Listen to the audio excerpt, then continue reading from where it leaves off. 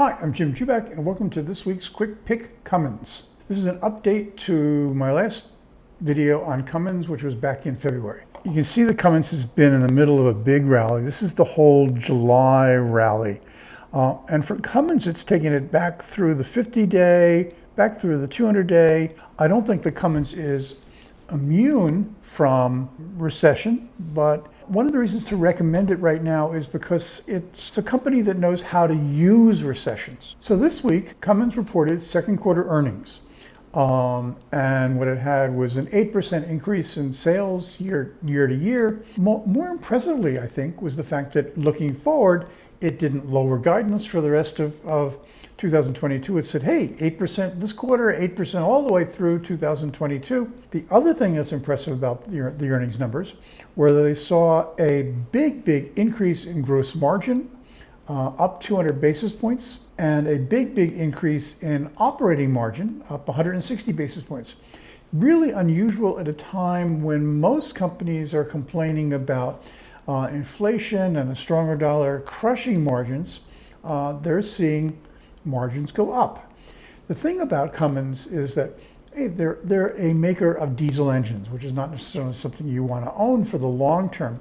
But what's interesting about the company's strategy is that it's moved itself into a position where it pays for all of the research to keep its diesel engines better than anybody else, which means that competitors and the companies that make the trucks that use diesel engines have a choice. They can either spend like Cummins or they can buy from Cummins. Looking at most recessions, what the company has done is it's actually upped its R&D spending. When it comes out of the recession, competitors are faced with the fact that this is a company that is producing products that are even better than when they went in. But what Cummins is doing is buying into pretty much everything around there: hydrogen, hybrids, electric.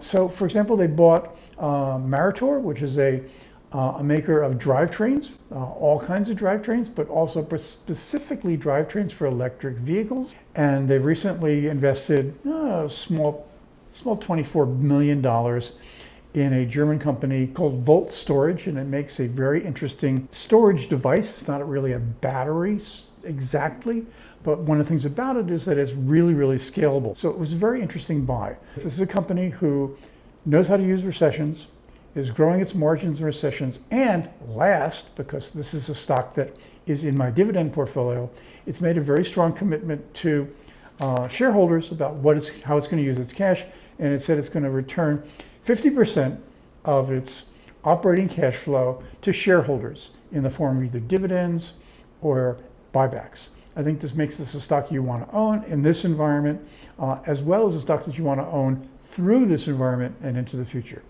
As I said, it's in my dividend portfolio in both my free site, jubakpicks.com, on my paid site, jubakam.com. If you like this video, please like it, give it a thumbs up. Thanks very much for watching.